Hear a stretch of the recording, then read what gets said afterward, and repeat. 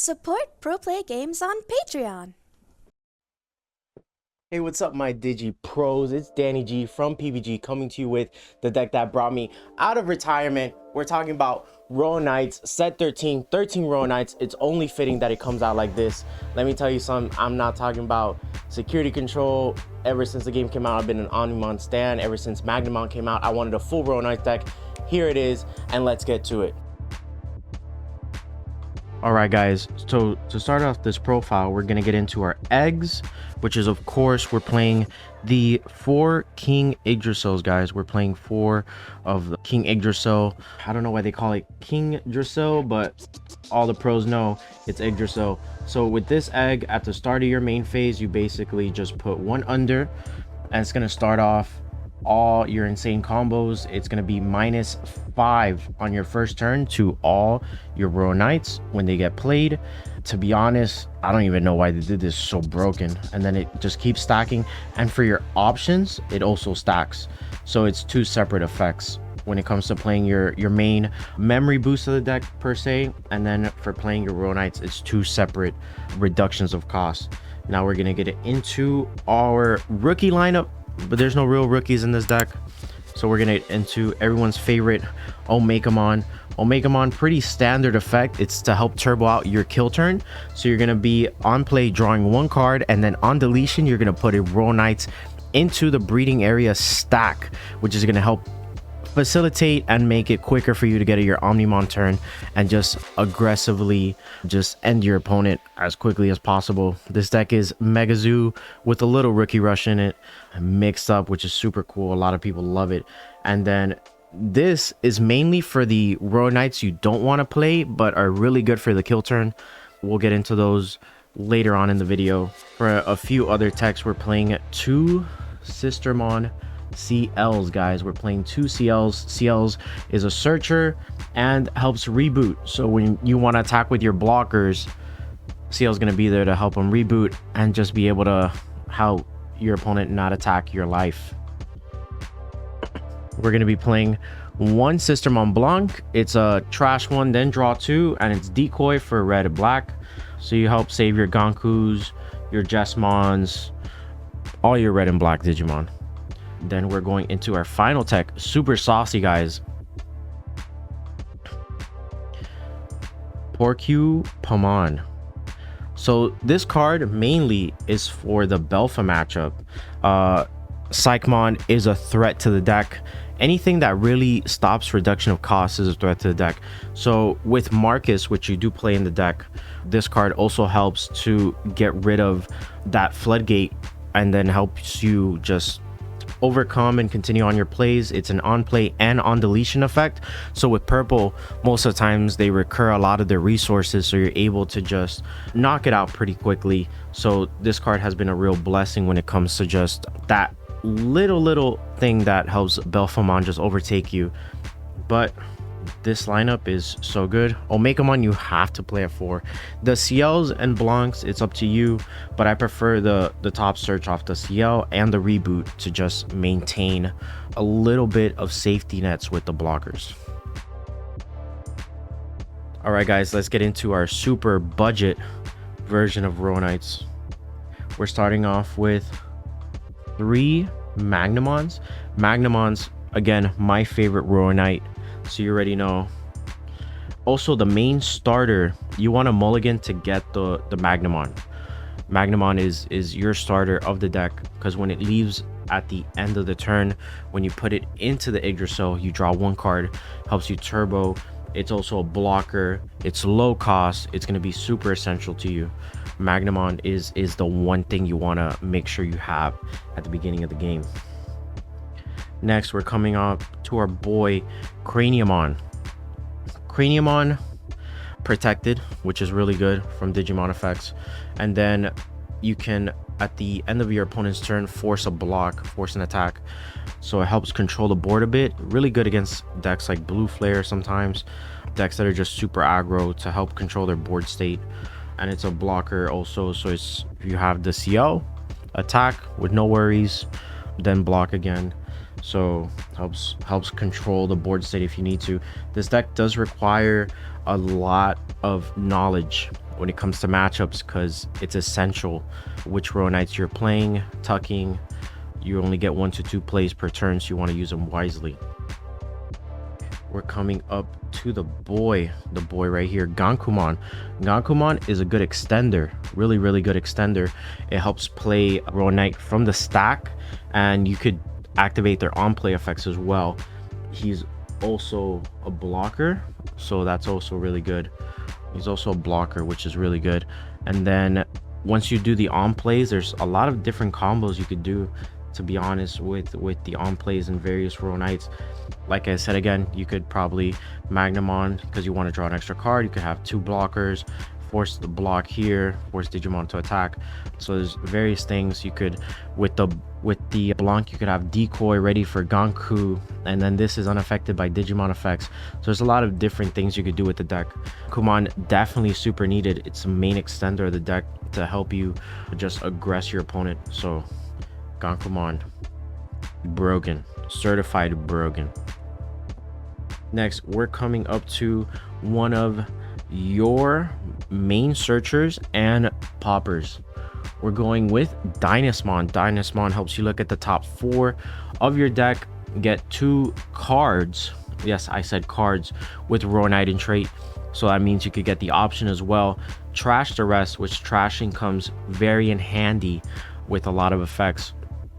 And then all turns, if you play another Digimon with row knight, pop a level 4 lower, which is really good, especially against decks like Shine, where they don't have the full level up. You can start getting rid of their pieces, help slow them down a bit.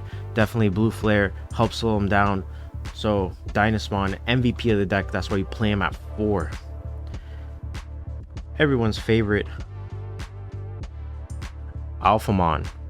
Alphamon does a lot of neat things. So Alphamon on play, you get to grab a row knight, put it under him, and then if you were to remove him, remove the row knight from its traits to protect him. Alphamon's really good. Don't sleep on him. We're playing him at 3 just because he could stay on board. Really good with the protection. Alphamon MVP.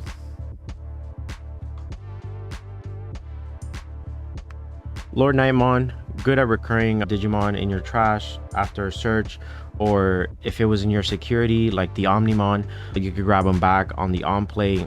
Lord Nightmon, you don't really play much unless you really want to recur the source, or just put them in the stack for the Omnimon turn just as an extra body to bring out.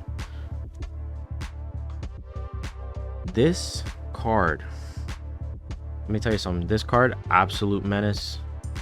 The new Gallimon, played in a lot of decks. It's reduced fairly quickly, has very good on deletion effects. You just have to be wary of the second one. It's not or lower, it's 13 or more, but you use him earlier game against like smaller dudes, and then he has rush, so when you play him out, he's an extra attack. You want to chip away as quickly as possible to go for your Omnimon turn. This Gallimon, you could also reduce off both opponents trash, both players trash, so that way you could get him out as an extra low cost pop. Gallimon, just really nasty. Play him at 3, really good in any stage of the game. Next, we're going to a fan favorite, like everybody loves the row knights. We're going to another popper of the deck, Jesmon. Jesmon just pops 6,000 DP. If you have more row knights, it adds an extra 2, which is really good of just controlling the board state. Again, Gankumon, really good for that. The only budget card in the deck, we have the Raid Gallantmon. Couldn't find the alt art in time, but this card really good for kill turn, really good with the option if you can't pop, you on attack, you trash the security. So the thing is, when you play him out, you want to make sure that you can enter a state where you are not popping 6,000 or less. You are going for the trash effect. When you play all the row knights with Omnimon, you want to activate the on plays of other guys first, so the board is clear, so you get him ready to be able to just trash the security on attack and just go for game as quickly as possible.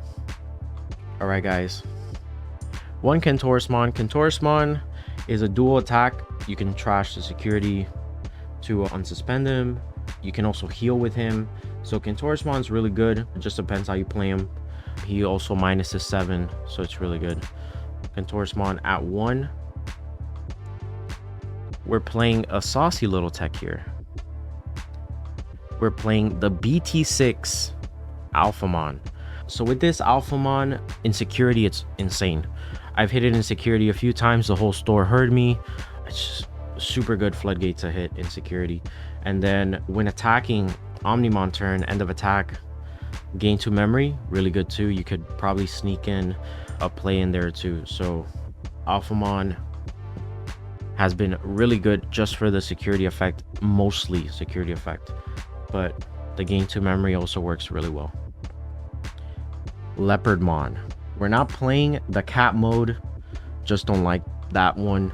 This Leopardmon helps reduce and extend a little bit extra. He reduces by 4, so there's a lot of row knights that could benefit from that. You could play a Dynast for 6. A lot of times, sometimes your opponents leave you at a little bit too much memory, so you play a Dynast for 6. Maybe you're at 3, put him to 3, that's fine. You get a Searcher, maybe even a Pop if you're brave enough. If you have the memory boost, you could probably go Leopard for free, then you could go Dynast, and then you could go as well into anything else. So there's a lot of different plays. Leopard also makes all your row knights blockers, and he's good for another saucy play we're going to talk about, guys, with a card that a lot of people haven't been seen to running. We're going into our Ulforce now. Ulforce, really good for the deck, really good attacker. Don't play him too much. Haven't really played around with him too much, but when he does, he's a really good attacker. I like the Ulforce more for the second thing, the main thing I use him for, which is this card, Examon. The OG Examon, we use him as an extender in our Omnimon turn to be able to Joggerous after these 2 attack. Then you do 2 attacks, so it's 4 damage. Shine Great can get really up there with the security with healing tamers, so just having variants of multiple attacks is really good. You can get him back with the Lord Knight because he is a 1-of if he's in your trash, so just be very mindful during that one specific turn. Examon has just been really good. I really don't like the new one. This one just provides more multi-value, so we're playing that Examon at 1. The king of the deck, Omnimon. If you don't want to use Omnimon's second effect, you don't have to. It's a on deletion to anything on your opponent's board, which is really good for like level 6s that your other guys can get to. And then when you do want to use him, insane. He'll just bring, so what he does is he gets your Yggdrasil, pops the Yggdrasil, you play out all the different row knights. So if you have like 2 Leopardmons, you can't play both, you have to play 1. But each different row knights, he plays them, they have rush, you get their on play effects. So if you have another Omnimon in that stack, you come out, pop anything. There's a lot of different on play effects that are going to trigger, just board wipe your opponent, and then you're going to go for game. The way you set up that life really depends on how you draw during the game, of course, how your searches come up, but it's just so sweet to come up with that turn. That turn really is magnificent. All right, final pieces of the deck. Of course, we have the boys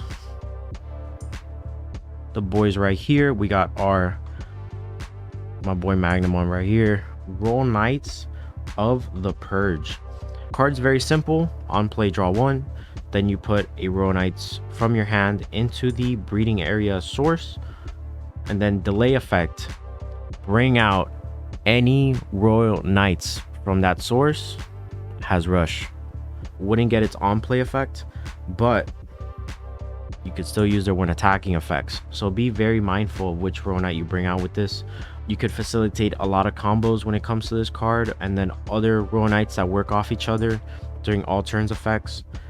So just super good, and it's very good to use for chip damage as well. A lot of Rogue Knights can multi-attack, so if you have the Omnimon in hand waiting, you could do multi-attacks and then just go for the kill turn super quick. Last card of the deck, Marcus Damon. This guy, favorite tamer, is the only one ready to square up with any Digimon. So the on play helps you get rid of, again, a lot of those pesky rookies that help diminish your ability to play.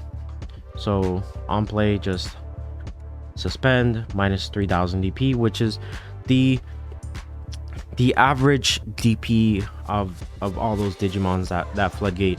So Marcus Damon is an extra source to be able to get rid of the plays that hinder you, and it puts you to 3, so it helps you just have the memory you need to be able to make those big plays, guys. All right, guys, thank you so much for watching. If you want to have your friends slam tables at locals with this deck profile, check out the affiliate links below for this super budget profile. Thank you guys for watching, and stay topping.